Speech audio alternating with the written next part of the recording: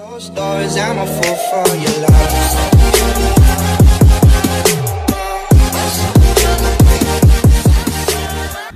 Welcome back to my channel. Buat teman-teman yang belum subscribe, please klik tombol subscribe sekarang dan jangan lupa buat bunyikan loncengnya biar update video terbaru dari saya.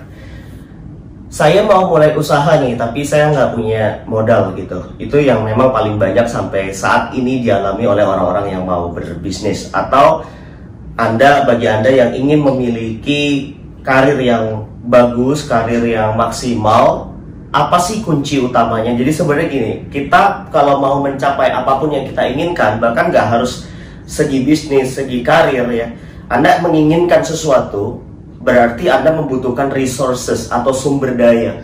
Nah, sumber daya ini kita punya itu, tetapi kadangkala ada hal yang membatasi sumber daya kita untuk bisa mencapai apa yang kita inginkan. Ya, misalnya keterbatasan network, keterbatasan finansial dan lain sebagainya. Ya, sebenarnya itu semua bisa kita dapatkan. Tetapi kadangkala ya kita memang resourcesnya saat ini misalnya minim finansial, tetapi kita tidak berupaya untuk mengasah kreativitas kita atau resources yang lain untuk mendapatkan resources yang tidak kita miliki. Apapun itu ya, kita pasti punya resourcesnya. Apapun itu kita pasti punya sumber dayanya. Misalnya nih, keterbatasan kita adalah finansial tadi, tapi kan kita punya resources apa? Resources kreativitas. Jadi untuk berpikir bagaimana dengan tenaga, dengan pikiran kita, dengan skill kita bisa untuk mendapatkan finansial itu ya. Berarti kita bisa misalnya mendapatkan modal dengan cara kita membangun komunikasi yang baik atau membangun interaksi yang baik, membangun hubungan yang baik dengan orang yang punya modal. Sehingga apa? Kita menjadi orang yang disukai oleh orang yang punya modal, sehingga orang ini bisa percaya kepada kita dan kita diamanahi modal untuk menjalankan sebuah usaha. Contohnya seperti itu. Terus kemudian misalnya juga kita ingin memiliki relasi atau ingin kenal dengan orang yang menurut kita adalah orang yang sesuai dengan goals yang akan kita capai. Tapi yang kenal orang itu adalah teman kita yang lainnya atau orang lain. Berarti kita harus bisa membangun kedekatan dengan orang tersebut sehingga kita juga dikenalkan dengan target relasi yang kita inginkan. Berarti intinya resources yang saat ini ingin saya sampaikan yang paling penting adalah keberanian Anda untuk membangun networking, untuk membangun hubungan dengan orang lain, untuk Anda bisa berkomunikasi dengan baik dengan orang lain. Nah, di NLP kita belajar pola komunikasi yang disebut dengan passing and leading. Kenapa banyak orang ketika bisa mau bertemu dengan orang, tidak bisa bekerja sama dengan orang tersebut atau tidak bisa membuat klik hatinya sehingga orang itu percaya kepada kita, lalu kemudian dia memberikan kita sebuah peluang, memberikan kita sebuah amanah, memberikan kita satu hal besar untuk dijalankan. Banyak orang di luar sana yang sampai sekarang ini mereka benar-benar dari tidak punya apa-apa, dari tidak kenal apa-apa atau dari latar belakang biasa saja, tapi menjadi orang hebat ya, yang mengelola perusahaan besar, yang punya bisnis besar, yang punya finansial yang mumpuni hanya karena modal networking atau hanya karena bisa membangun kedekatan dengan orang lain. Nah, passing leading yang paling penting. Jadi ketika kita ketemu orang, gimana caranya Anda belajar untuk bisa menspesialkan orang tersebut, belajar untuk menjadi orang tersebut, belajar untuk berusaha sama dengan orang tersebut ya. Jadi secara verbal, secara nonverbal, secara topik, secara bahasa tubuh kita harus bangun kesamaan agar orangnya senang dengan kita, orangnya nyaman dengan kita.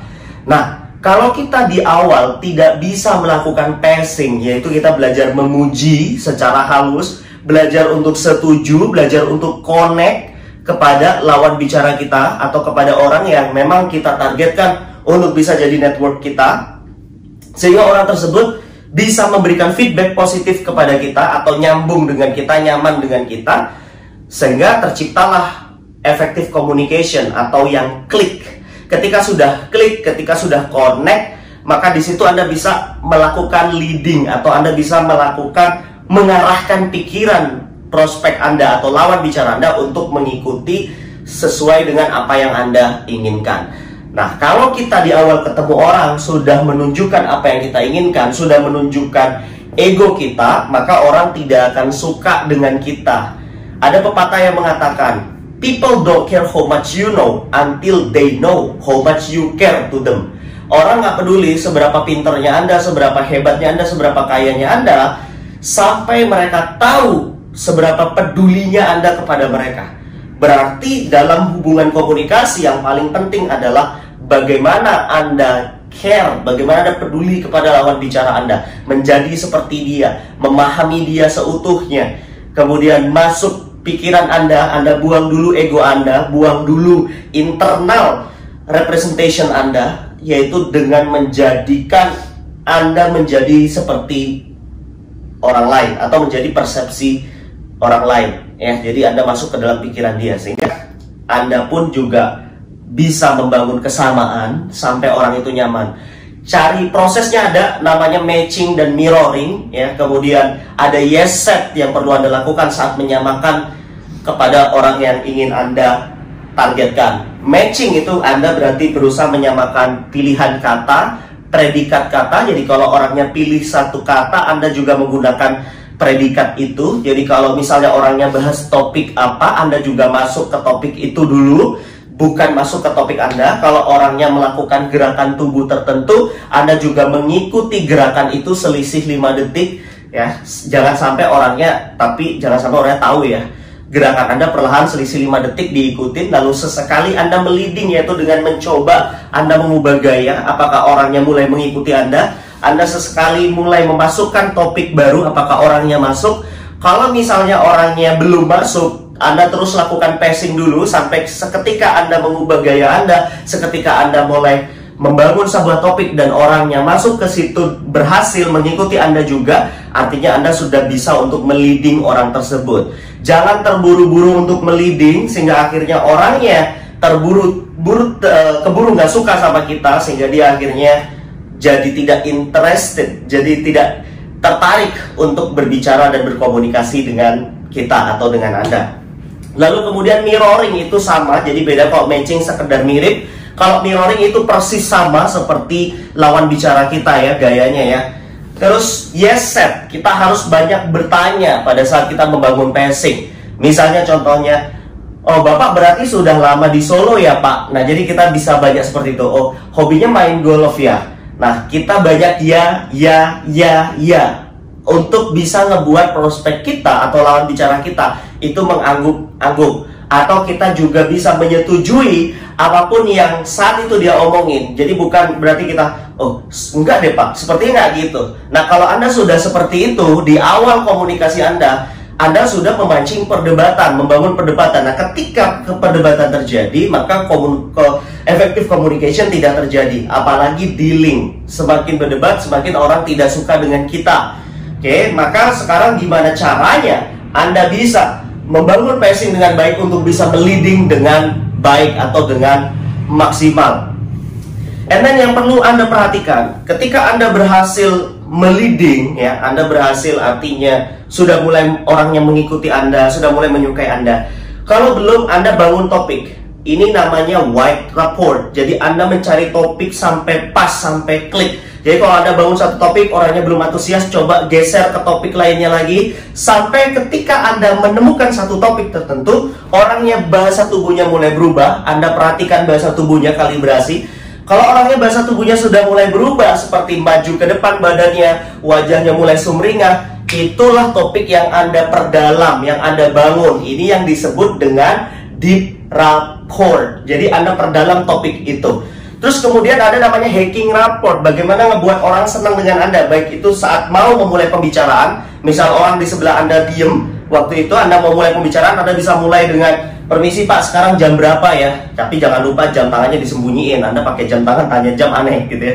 Terus misalnya Anda ngerokok, ya bisa dengan, Pak, permisi punya korek nggak? Boleh saya pinjam koreknya? Atau misalnya Anda mau tanya, Pak, permisi saya numpang nanya, jalan ini tuh di mana ya? Nah setelah orangnya merespon, baru Anda memulai pembicaraan. Oh Bapak mau kemana? Baru kita membangun pacing setelah itu. Atau pada saat kita di tengah pembicaraan, hacking report itu bisa juga di awal dan di tengah pembicaraan untuk menyenangkan lawan bicara kita. Seperti apa? Kita main sulap, kita ngasih tebak-tebakan, kita kasih cerita joke, cerita lucu yang membuat prospek Anda itu bisa langsung tertawa, bisa langsung nyaman dengan Anda, bisa langsung klik dengan Anda. Ataupun Anda menceritakan satu kisah motivasi, kisah horor yang sekiranya orangnya suka. Nah, ketika orangnya bisa mulai berubah bahasa tubuhnya dari kaku, dari posisi seperti ini, dari posisi tidak ingin berbicara, menjadi antusias menyambut Anda, disitulah Anda baru mulai bisa untuk mengambil hatinya.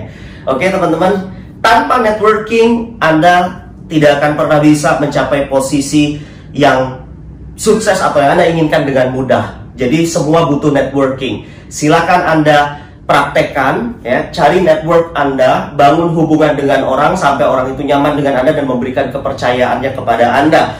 Semoga jalan karir Anda dilancarkan dan semoga apapun yang Anda inginkan bisa tercapai dengan baik. Semua dimulai dari cara teknik berkomunikasi Anda. Oke, buat Anda yang ingin belajar komunikasi, teknik penjualan lebih dalam, ya, silakan Anda bisa klik link di bawah ini. Oke, saya Tegar Prajaksa. Enjoy your business.